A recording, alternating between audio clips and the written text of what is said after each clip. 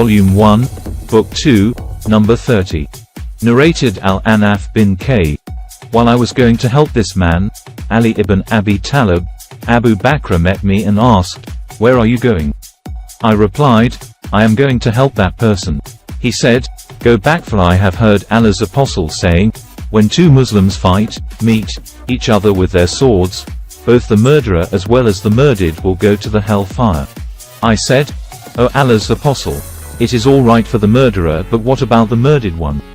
Allah's apostle replied, "He surely had the intention to kill his companion." Volume 1, Book 2, Number 31. Narrated, Abdullah.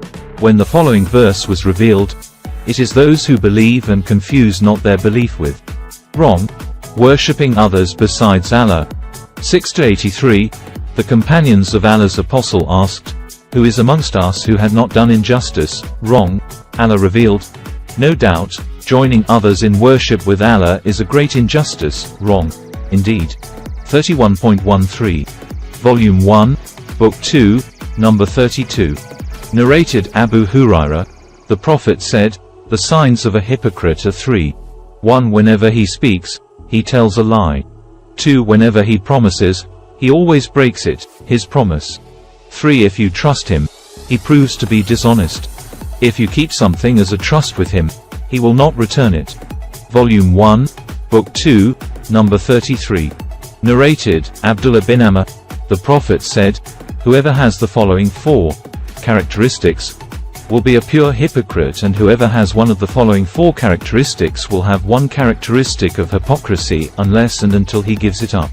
1. Whenever he is entrusted, he betrays. 2. Whenever he speaks, he tells a lie.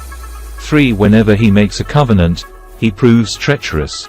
4. Whenever he quarrels, he behaves in a very imprudent, evil and insulting manner." Volume 1, Book 2, Number 34. Narrated Abu Hurairah. Allah's apostle said, "Whoever establishes the prayers on the night of Qadr out of sincere faith and hoping to attain Allah's rewards, not to show off, then all his past sins will be forgiven." Volume 1, Book 2, Number 35. Narrated Abu Hurairah.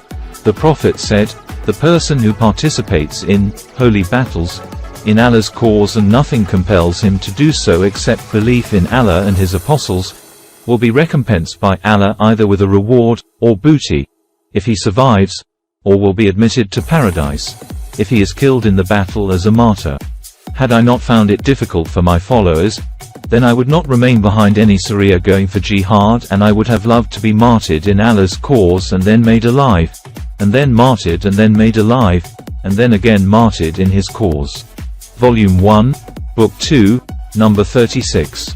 Narrated Abu Hurairah. Allah's apostle said, "Whoever establishes prayers during the nights of Ramadan faithfully out of sincere faith and hoping to attain Allah's rewards, not for showing off, all his past sins will be forgiven."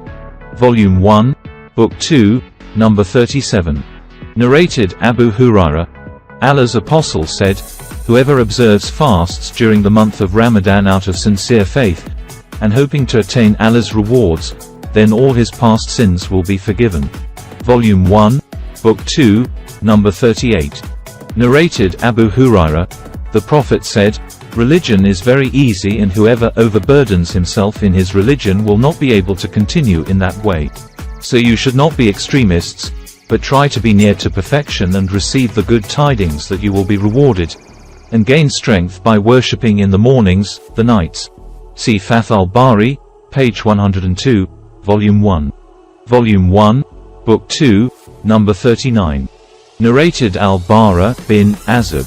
When the Prophet came to Medina, he stayed first with his grandfathers or maternal uncles from Ansar. He offered his prayers facing Beit al-Maqdis, Jerusalem, for 16 or 17 months, but he wished that he could pray facing the Kaaba, at Mecca. The first prayer which he offered facing the Kaaba was the Asr prayer in the company of some people. Then one of those who had offered that prayer with him came out and passed by some people in a mosque who were bowing during their prayers, facing Jerusalem. He said, addressing him, "By Allah, I testify that I have prayed with Allah's apostle facing Mecca, Kaaba." Hearing that, those people changed the direction towards the Kaaba immediately. Jews and the people of the scriptures used to be pleased to see the Prophet facing Jerusalem in prayers, but when he changed his direction towards the Kaaba during the prayers, they disapproved of it.